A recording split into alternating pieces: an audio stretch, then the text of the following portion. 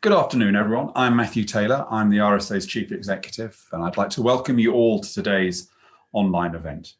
I'm thrilled to have the chance to talk to a very special guest today, Dr. Vivek Murthy.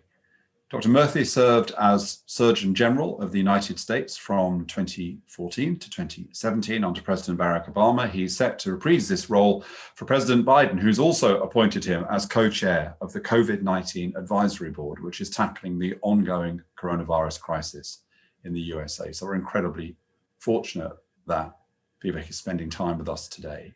During his tenure as Surgeon General, Dr. Murthy's agenda focused on issues such as teen e-cigarette use, the opioid addiction crisis, and calling out gun violence as a public health issue, which, as I'm sure you can imagine, was quite controversial.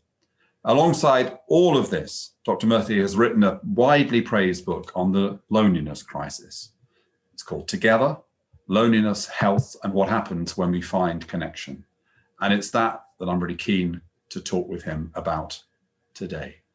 So, Vivek, welcome. And I have to start with asking you whether I have pronounced your name correctly. And the reason this is important, apart from just politeness, is that in your book, I noticed there's a point at which you say that pronouncing people's names correctly is just one of those little things that helps us feel a sense of connection. And when our name is got wrong, it's one of the things that makes us feel a little bit more distant. So how did I do? Well, Matthew, first, let me just say how nice it is to speak with you and be with you today. And thank you for asking about how to pronounce my name. You were very close. So I can tell you that my first name is pronounced Vivek. The VI is like the VI in Victor. The VEK rhymes with lake. And that's how I used to teach people when I was in school, how to say my name. In the beginning, they just started calling me Victor Lake, unfortunately. So even when I go to reunions today, I have people call me Victor. But Vivek is the right pronunciation. You were very close. Great, thank you.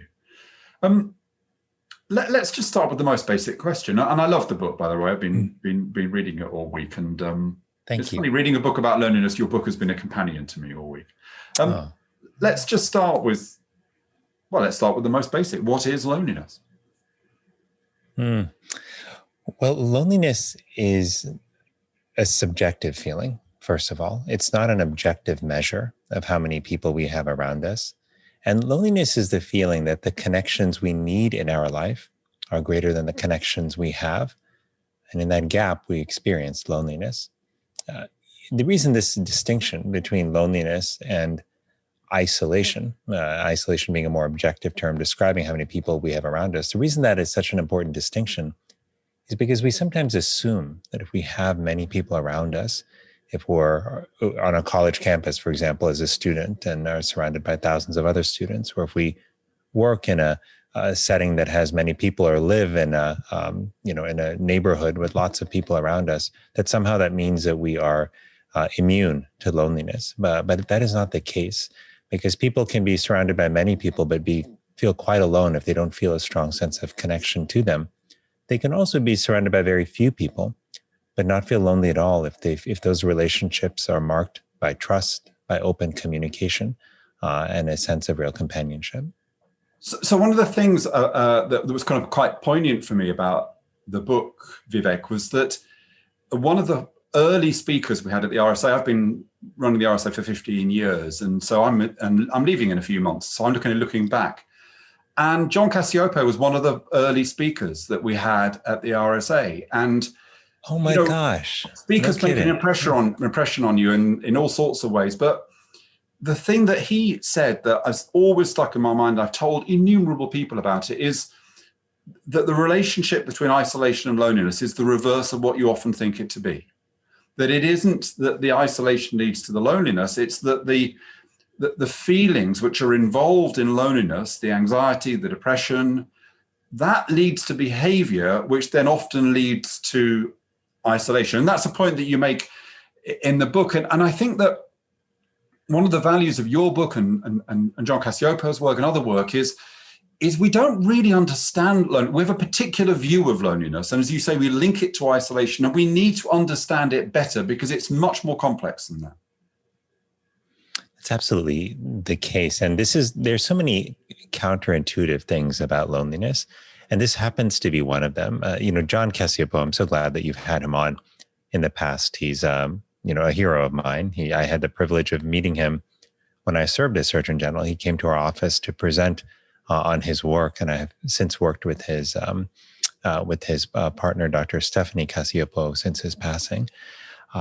But what he raises, which I talk about in the book, is this important phenomenon that loneliness begets loneliness. And if you want to understand why that is, it has to do with how we evolved as human beings thousands and thousands of years ago, as beings who really needed connection to others to ensure safety, to ensure we had an adequate food supply. When we were together, taking turns, watching, at night, for predators, when we were sharing our food supply, we did better together. We tended not to have boom and bust days, and in terms of food, and where we would starve on some days and be well fed on others. So what happened in that setting is when we were separated from our group, we were in a state of threat, more likely to starve or be attacked by predators. And over time, that became baked into our nervous system, such that even though our circumstances are so different today, thousands of years later, our nervous system still behaves when we are lonely, as it did thousands of years ago when we were on the tundra. We tend to experience an elevated stress response. We become hypervigilant because we are looking for threats around us. Even if there's a 1% chance that twig that cracks behind us is a predator, we want to interpret it as a threat because our life may depend on it. But imagine how those kind of reactions play in the modern world, where if we become hypervigilant and suspicious of those around us, it actually makes it harder to forge connections with people. If we also become much more focused on ourself, which is what happens when you're lonely, because again, you're worried about your safety and well-being, you can come across as self-centered or overly self-absorbed to others. And perhaps most insidious, but most harmful, is the impact loneliness has on our sense of self. Over time, we come to believe when we're lonely that we're lonely because we're not likable, because something is broken within us, which makes it harder to take a risk and a chance in conversation. So in that way, loneliness can be a downward spiral. And part of the challenge and the mission to build a more connected society and a more connected life is figuring out how do we break that downward spiral so that we can once again rebuild connection, which is what we're naturally called to do. So that reminds me of that kind of insight I've heard from philosophers and neuroscientists, which can be summed up really as the fact that human beings are seeking to traverse a modern world with a prehistorically evolved brain. And what is it, do you think, Vivek, what are the characteristics of modern society that most foster loneliness, do you think? Is it simply the kind of mass society, the kind of lonely crowd phenomenon? You talk quite a lot in the book about technology and social media. So what do you see as being the kind of key drivers? Inequality, some people might talk about, or mobility, that people move around. I wonder whether there are particular characteristics of modern society which you think contribute to loneliness. Well, yes, and this is what is so interesting. Matthew, there are things about modern society which actually enable us to be more together and more connected. I can, for example, FaceTime relatives in India, whereas when I was growing up, we had to write on these blue aerograms and send them, all the way to India. And it would take 2 weeks to get there and 2 weeks for a reply to come back. So technology has allowed us to connect more readily. We were able to travel and see people who otherwise we wouldn't be able to see. So it has enabled us to be more connected in some ways. But there are many ways in which both the infrastructure and the culture in modern society promote loneliness and actually work against connection. And here's how that tends to happen. The same mobility, which allows us to go visit family and friends, also means that we tend to leave the communities in which we grew up in as we move for work or for school or for other purposes. And many of us will move multiple times through our life, which means that we are leaving those communities and friendships behind. The other piece to keep in mind is that technology itself, while it can be a boon, can also be a curse if it's not used in a way that promotes connection. So just think for a moment about how we use our devices today, right? More and more of our time is taken up in front of screens. And that time, being engaged with technology often is time that's taken away from in-person interaction. But technology can also dilute the time that we have in person. If you are like me, you have had a number of conversations over the years where you're talking to a friend, but yet somehow your hand slips into your pocket and you pull out your phone and you find yourself refreshing your inbox or looking at your social media feed or Googling a question that popped into your head, all the while convincing yourself that you can multitask, whereas the science really tells us very clearly we cannot. So technology can also play the unintended role of distracting us from conversation and reducing the quality of our interactions, which can leave us feeling like, yes, we checked the box of having, quote unquote, talked to a friend, but we didn't necessarily feel as fulfilled as we otherwise would have.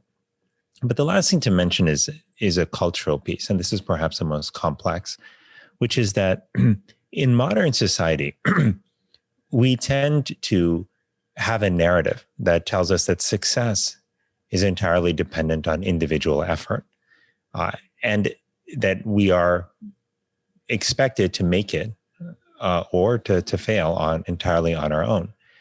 And that is a very challenging notion, if given that we as human beings evolved over thousands of years to be together, to work together, to survive better and to be better together.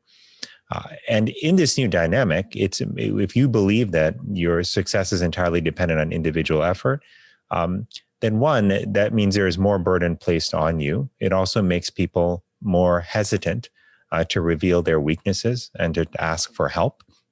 Because again, asking for help, it means that I'm not enough. And while we traditionally have seen this more so in men and in young boys, as they're raised to believe that masculinity means that you don't need anybody else and you never express emotions, modern society has hoisted that same expectation now increasingly on men and women. And that can be a very lonely experience, feeling like you can't be yourself, can never admit weakness, and everything is entirely dependent on you. There's an old African proverb that I mentioned in the book, which I think of often, which proverb that says, if you want to go fast, go alone. If you want to go far, go together. And that is the lesson of our evolution as human beings over millennia. And in modern society, we have pushed back on that. And I think one of the consequences has been that we are lonely and that we feel more isolated than we perhaps have been in years past. So I think that one of the things that's important for people to understand about this idea of loneliness, which can sound a bit amorphous, almost a bit abstract, maybe it feels like it's a personal thing, but actually as a concept, it enables us to bridge social phenomena in a really powerful way. And so, for example, the links between loneliness and ill health and health inequalities, these are objectively demonstrated and clear. And that feeling lonely, feeling consistently lonely, has an effect on you as concrete, as clear as bad diet or smoking or anything else. And that it is linked, as you say, Vivek, to characteristics of our society. And I think status anxiety is such a big, part of that. And that, as you say, technology has all sorts of benign effects. So one of the things that it does is it makes us live in a world of constant status anxiety. Somebody said it was bad enough when you had to keep up with the Joneses, but now you have to keep up with the Kardashians. That's probably a slightly out of date kind of reference point, but you know what I mean? That the construction of society in the way that it is, where status is so important and we can compare ourselves with people almost continuously. And indeed, there are apps that are like Instagram, which seem almost invented to encourage a constant kind of competitive status game.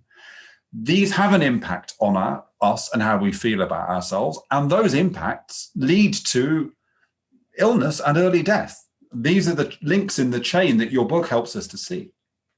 Well, Matthew, I think you're hitting on a central point. And I'll tell you that in my own journey to understand the deeper issue of loneliness, I had to reflect a lot on my own life, where I've struggled for a long time with loneliness when I was a child. And at many points during my time as an adult, including, frankly, when I served as Surgeon General in the years afterward. And I also saw loneliness quite often among the patients that I cared for, something I never learned about in medical school. But as soon as I got into the hospital, I noticed that so many patients would come in alone. And throughout the course of their stay with us, during really difficult moments where we had to give them a new diagnosis, or we had to make a really hard decision about what treatment pathway to go down, there was often nobody with them to support them in making those decisions. And even at the time of death, Matthew, there's so many patients for whom the only witnesses to their final moments were me and my colleagues in the hospital. And that was really disturbing to see. But when you think more broadly about what's happening, and when I was Surgeon General, I got to talk to people all across America and to people, around the world, the most common question I got on this subject of loneliness was, is it due to technology? And in particular, is social media pulling us apart more than it's bringing us together? And I think that that's the right question to ask, because what social media does is, whether intentionally or not, it amplifies a set of values. And the question is, what values are being amplified in most people's use of social media? Now, clearly, some people, are able to use social media in ways that really strengthen their connection and bring them together in small, trusted groups that can interact more readily and more frequently. But for many people, the experience of using social media is the experience of comparing your average days to other people's best days. It's the experience of trying to be somebody that you hope others will approve of, as demonstrated by the number of likes or retweets or reposts that you get. And that can be a incredibly frustrating, emotionally draining experience. It can also chip away at your sense of self. If you think about the cultural piece that we were touching on earlier, we think for a moment about how modern society defines success. We define success as your ability to achieve one of three goals: wealth, fame, or power. And if you have those, we characterize people as successful. We write biographies about them. We tell their stories in the media. We post about them, like on our feeds. But when you think about it, like, what truly constitutes success as a human being? True success, and my belief about this, is that true success comes from our ability to live out and demonstrate certain key values that are centered around kindness, generosity, service, and love. When we interact with people who embody those values, we feel good. Those people often contribute a great deal, whether it's in the raising of an individual child, the support of a partner, service to their neighborhoods, or service in public office. Yet we don't think of those values as being the benchmarks of success. There was a study I talk about in the book done by the Harvard Graduate School of Education, which looked at thousands of students across the United States, and determined that when asked really those students, what do your parents wish the most for you? Is it achievement? Is it that you are kind? Or is it that you are happy? And the vast majority of students said that what their parents wanted most for them was achievement, that would constitute success. And if you think about that, and especially if you think about the fact that most parents actually do want their kids to be kind, something is breaking down in the message that we are conveying to young people in particular, but to all of us, about what constitutes success. And if as a human being, you go through life constantly seeking external sources of validation, seeking more power, wealth, and fame so that you can be more successful, so that society feels you have worth and value, that is a race that never ends. And I have encountered so many people with those three assets, wealth, power, and fame, who are profoundly unhappy. Yet I've encountered so many who have none of those, but who have deeply fulfilling relationships, who demonstrate the kindness, generosity, compassion, and love that I believe are the intrinsic values that give us worth. And they have a great deal of fulfillment and happiness in our life. So we have to figure out as a society, what values do we really care about? What values do we want to instill in our children? How do we want to redefine strength and success as based and driven by these intrinsic qualities as opposed to those external assets that we may acquire? Yeah, I think what's so fascinating about this is the question of those structures in society which lead us away from what we say we really want in insidious ways. And I'm reminded slightly here of an idea that I think was developed by the economic historian Avner Offer. He talked about the notion of commitment devices. And what he meant by commitment devices was those things that are developed in society to protect us from our instincts, because our instincts didn't necessarily give us what we wanted, because our instincts evolved in very different circumstances. So marriage, the institution of marriage, limitations on credit, because of the danger that we put short-term gratification ahead of our kind of longer-term interests. Churches, trade unions, which were solidaristic organizations, which led us to put the group ahead of the individual. And what Avner Offer argues is that as we became more affluent in the post-war period, we felt we didn't need these commitment devices anymore. We felt that we were supreme and sovereign individuals who could do whatever we wanted. And that's why you start to see this breakdown in the relationship between affluence and well-being, affluence and contentment. And I think that one of the things we have to do is we probably can't reinvent those old commitment devices, but we have to think of what are the new commitment devices that can help us get what we want. Because I recognize, I sometimes say to parents when I'm talking in schools, I say, what would you rather, that your child got 10 A's, but hated school and was miserable and found learning boring? Or they got 9 A's and they loved learning and they were happy and they wanted to have an inquiring mind throughout their life? Of course, you prefer the latter. But all your behaviors and all the behaviors of the system encourage you and incentivize the former.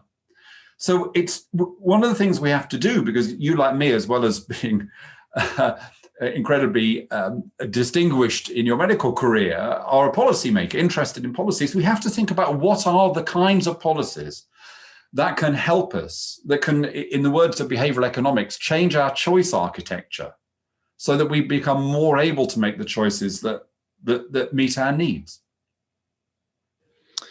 I mean, that's beautifully put. And you are right that as we have become more affluent, as society has entered the modern age in recent decades, we have left certain institutions and practices behind that were a source of connection and community.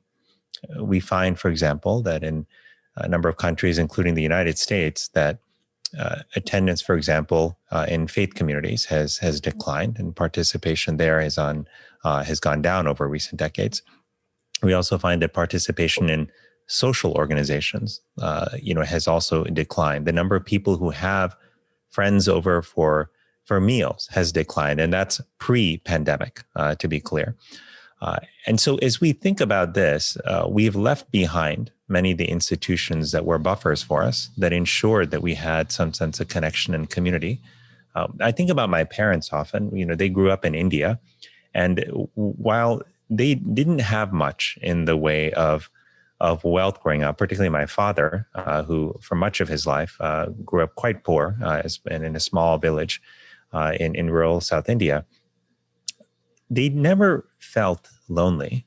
In fact, my father told me that the first time he really experienced loneliness was when he left India. And it was a time when he didn't have extended family in the village, even though you had your extended family, but just the whole village was like a family. People knew each other. They had been there for generations. They looked out for each other. And he didn't have that. And so I think one of the things like I think about often is I think about my children who are young, who are 4 and 3 at the moment. And I look at them each day and I think, what is the world going to be like for them? Are they going to be happy when they grow up? Are they going to be the people to take care of them, to look out for them? Are they going to feel compelled to look out for and take care of others? These are the things I wonder about with my kids. And as much as, the pendulum has swung, I think, away from community and connection and toward individualism and isolationism, I think it is the choices we make as individuals, as neighborhoods, as a society that can shift that pendulum more back to the center, where we don't give up necessarily our pursuit, perhaps, of success in, more modern terms, but where we recognize what truly gives us satisfaction and we invest in those areas. And that inevitably comes back to community and connection. One of the ways in which your book is generous is the way that you talk about your own experience and the loneliness that you felt at certain points in your life, or a particular moment near the end of the book. You talk about the acute sense of loneliness you had when your young daughter was ill and you were worried, and how desperately you needed people around you. And then people did rally around, but it was an insight for you. And I want to be personal as well, because I want to say to people who are watching this, this is interesting in terms of psychology, sociology, neuroscience, and all that, but there is a strong personal element to it. And when I read your book, I was reminded of when I listened to John Cassiopo all those years ago, and I'm somebody who's always suffered from kind of low-level anxiety all my life. It's just been there for me, and I just put up with it. I accept it. It's just the way that it is. And yet, when I look back, and your book reminded me of it, I think, well, what is the strongest characteristic of my own childhood? And it was loneliness. I have no brothers, I have no sisters, I have no cousins. I went to 6 different schools by the time I was 11 years old. Oh my gosh. And, I think that we often as human beings put up with things. We put up with feelings of anxiety or sadness or frailty. And often your book reminds us that may well be based in a moment of loneliness, a time of loneliness. And if we can go back and we can think about that, we can maybe be more gentle with ourselves if we can remember that part of the kind of therapeutic process is to go back to that time when you were lonely and, in a sense, almost put your arms around the lonely person that you were, so that you're taking away from them the sense that it was their fault and saying, no, it wasn't your fault. That's just where you were. And those kinds of ideas in the stories that you tell in the book come up again and again and again. And I think that it is a really good thing for everybody, actually, to just reflect on when they were lonely in their life and what effect it might have had on them and what it might still mean for them. That is a useful process, I think, for us all to go through. Matthew, I couldn't agree more. And what you're bringing up, I think, is an essential point that I hope everyone takes away from this conversation, which is that loneliness is extraordinarily common. It is part of the human experience. If you are lonely, if you've been lonely, you are not alone. And it also doesn't mean that you are broken in any way. In fact, we've learned that loneliness is a natural signal, like hunger or thirst, that our body sends us when we lack something that we need for our survival, which is social connection. So there is no shame in feeling lonely, even though society often tells us that we've done something wrong, or if we somehow find ourselves alone on a Friday night, or if we feel lonely on the playground, or in the cafeteria at school. For me, this is very personal. The experiences I've had, being lonely as a child were extremely painful. I still remember them very viscerally to this day. And I know now that there were millions and millions of other children having a very similar experience. But at the time, I didn't know that. And it just seemed like I was the only one who was somehow isolated. But I think when we understand how common loneliness is, it gives us an opportunity to be compassionate with ourselves, but also to look at others and to recognize that they may too be experiencing loneliness. Here's what is tricky about loneliness, is it doesn't look like a person sitting alone in the corner of a room at a party. It doesn't always look like the child in school who's eating by themselves at lunchtime. But loneliness can manifest as anger and irritability. It can manifest as sadness. It can look like withdrawal from others. For some people, they become more stoic and less expressive, when they're lonely. Loneliness can look like many different things. It can look like depression. It can look like anxiety. And if we look around us, we probably know people who are angry and irritable, who are experiencing depression or loneliness or anxiety or symptoms similar to that. And now I ask myself often in those scenarios, especially when I encounter somebody who might frustrate me a bit because they are angry and irritable, I ask myself, is there loneliness behind that curtain, if you will? Are they perhaps feeling isolated? And is that generating anxiety or sadness or anger? Particularly in men, especially in older men, it's a very common finding that anger and irritability are the manifestations of loneliness. So I think the more we understand loneliness, the more we understand the human condition and how this is manifesting, like in our day-to-day lives. And my hope is that we can respond to that with forgiveness, with compassion, with a sense of a deeper understanding that we are, in fact, more deeply tied to one another by this experience of loneliness. But the last point to remember here is that also gives us a special power, the power to help heal the pain of loneliness in each other's lives. And it doesn't have to be complicated. We don't need to have a medical degree or a degree in psychology to be able to help those who are struggling with loneliness. What we need to be able to do is simply show up with our full selves, ready to listen, ready to understand, ready to be there for them, even if it's just for a few moments. And this point about listening is absolutely essential because in a society that is so driven by action, it can be tempting or easy to think about listening as a passive activity and not even as an activity at all, but as a lack of activity. But listening is one of the most powerful things that we can do to help people feel less lonely and more connected. When you listen to someone else, you're not just hearing the words that they're saying, you are sending them a message that they matter, that you see them, that they have value. And that's one of the most powerful messages you can send to another human being. Yeah, and in case people feel that relating loneliness to what has happened in your past might lead to a kind of fatalism, which is, well, it's deep in you. As you say, there are things that can be done about it. And I wanted to share with you, Vivek, that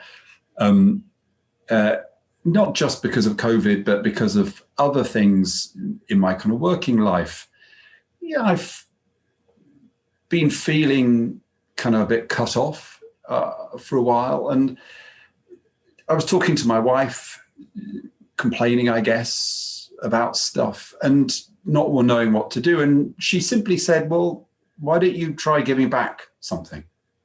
Mm-hmm. And so I volunteered for the local food bank. And on a Friday afternoon, in fact, it's Friday afternoon now, I have just done my food bank run. And I'm not saying that because I'm saying I'm a great person. I mean, if you think of COVID, the unbelievable sacrifices people have made, my hour and a half, 2 hours delivering food parcels on Friday is nothing. But yet, the effect on my well-being of doing that has been remarkable. It has just got me out of this because I've just met a few new people, because it feels like something where there's no ambiguity about it. I just know it's a good thing to do. Even if it's a small thing to do, it's a good thing to do. And a week last Friday, we had a quiz night of my local food bank, and we were all online. And I didn't know any of these people, but we all had in common that we were part of this food bank, and we were laughing about what happens when you pile up food and things like that. So I just tell that story because if you're watching this and you feel lonely, you feel isolated, actually a very small step, which is usually, as you say, Vivek, about giving back, can make an enormous difference. That's absolutely the case. And I'm so glad that experience of service has helped you feel more connected and part of a larger community. Service turns out to be one of the most powerful antidotes to loneliness, because when we serve another person, we not only replace the disconnection of loneliness with a positive connection to someone else, but we also remind ourselves that we have value to bring to the world. And one of the greatest casualties of loneliness is our self-esteem, our sense of worth as a human being. So that's why service is so powerful. And it's important to think broadly about service. Service can be volunteering at a food bank. It can be helping build homes for those who don't have one. Service can also be checking in on a friend who may be struggling, dropping food off to a neighbor who might be scared to go to the grocery store because they're worried about their risk, of getting COVID. Service can be offering to virtually babysit for 10 minutes via Skype or Zoom for a friend who might be struggling to telework and also homeschool their kids. And just giving them a break for 10 minutes where you entertain their children might be one of the best things that happens to them during their day. The point is, it's not about how much time we invest. It's about the quality of that time.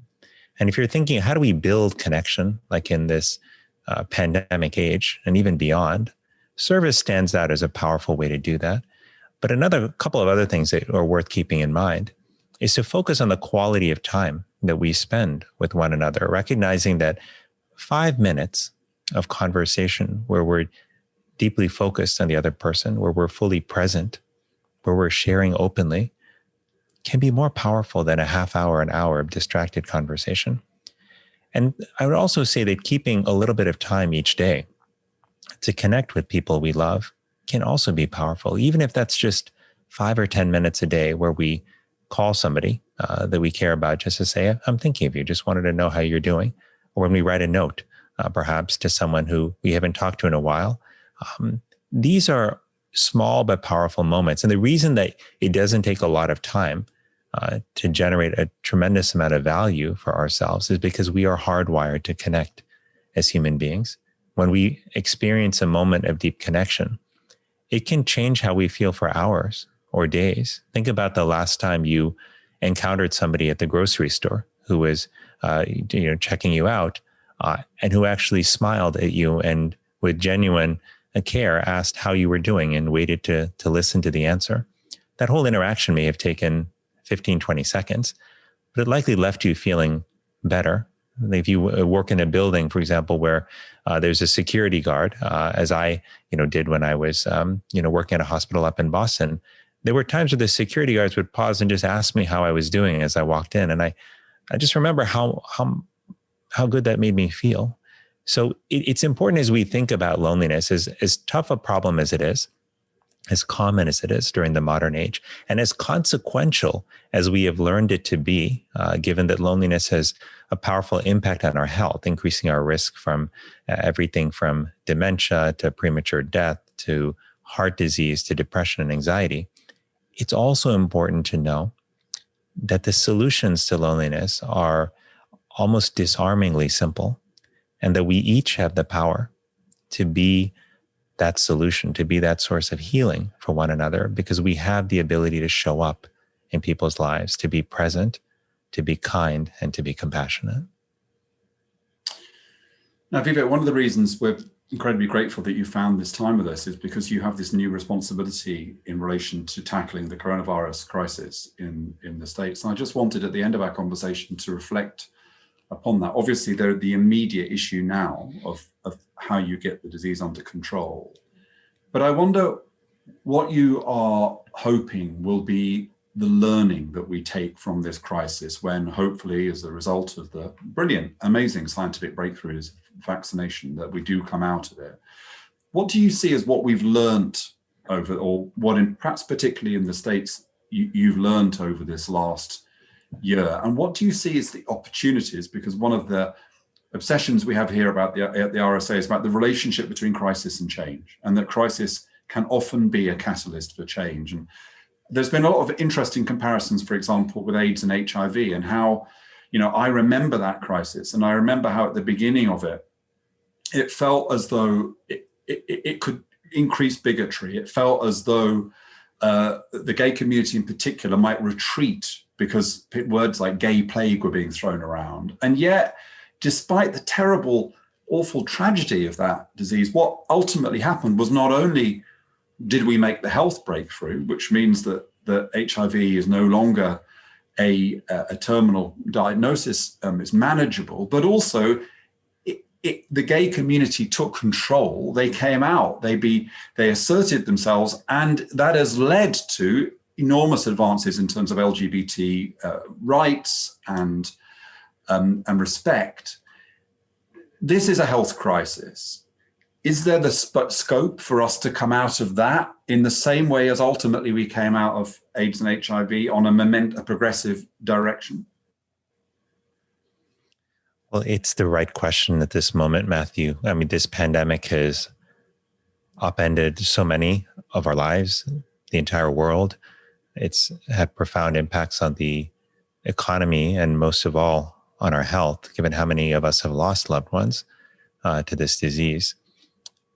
And just 2 weeks ago, I lost an uncle to COVID-19, our sixth relative who passed away from COVID. And, I'm just one of many people who has lost people they care about. But I do think that there are some important lessons from COVID. Many of them have to do with our healthcare and public health system, how we need to be better prepared for pandemics, how we need to invest in a stronger public health infrastructure, how we need to build a healthcare system that is more integrated with public health, that focuses on prevention and that makes affordable, accessible, high quality care available to everyone. And some countries have done better at that than others, no question. But I think there's another deeper lesson from COVID, a lesson about our interconnection and our interdependence. It is very clear now that if you take the right measures on your own, if you wear a mask, if you wash your hands, if you keep distance from others, avoid small indoor gatherings, you may prevent yourself from getting COVID. But unless we are working together to make those kind of decisions and choices easy for everyone, then schools aren't going to reopen. Workplaces aren't going to get back up and running. Our healthcare systems will continue to be overtaxed. And society essentially won't heal. And so one of the lessons of COVID is we can't respond alone. So we have to be able to mount a unified, thoughtful response. And I mean unified not just on a country basis, but even between countries. We need to be able to work together and put our common welfare ahead of individual choices.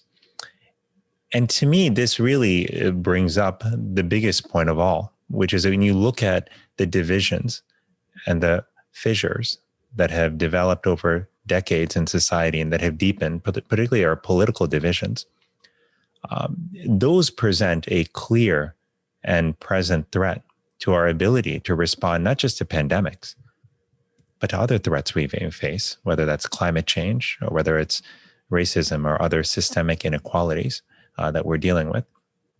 And so when I was writing this book on loneliness, I saw it as deeply connected to what was happening in the world.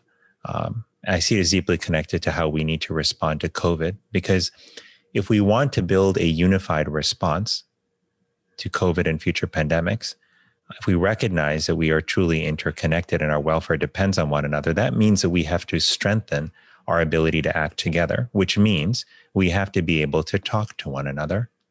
And right now, the truth is, it's not easy for people to talk to one another. It's much easier to get siloed in social media rooms where people have the exact same beliefs you do and to hate the other side, whatever that other side may be.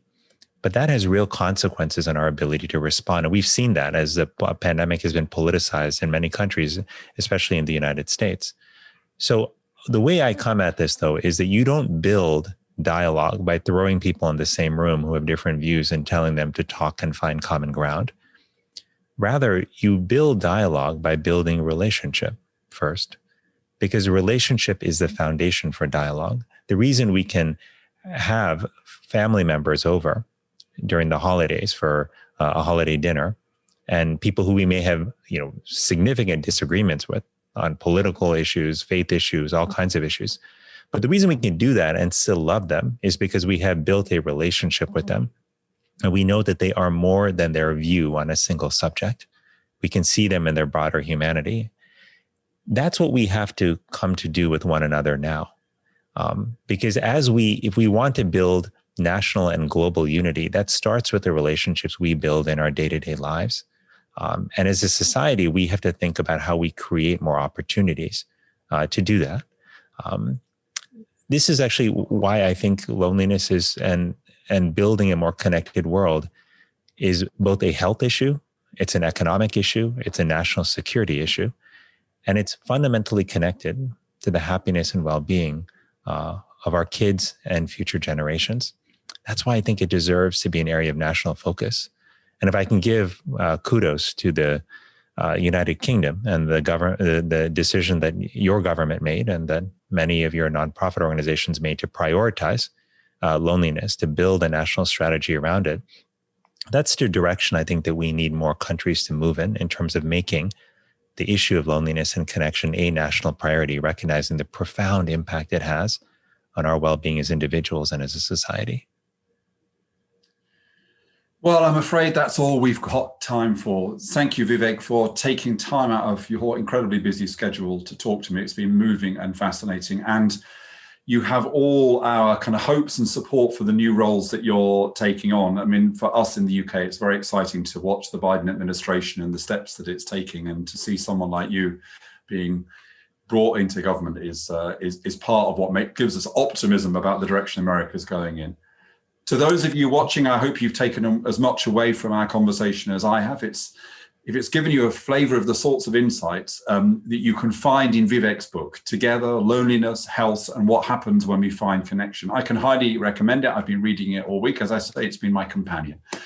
Information about where you can get hold of a copy will be in the sidebar chat here and on the RSA Events social media. If you've enjoyed today's conversation, please feel free to share this event with your networks, follow our channels for future event updates, and check out the RSA website to discover more about how to get involved with the work of our global fellowship. Thank you again, Vivek. Good luck in your new roles, and thank you all for watching. Thanks so much, Matthew. I really enjoyed our conversation.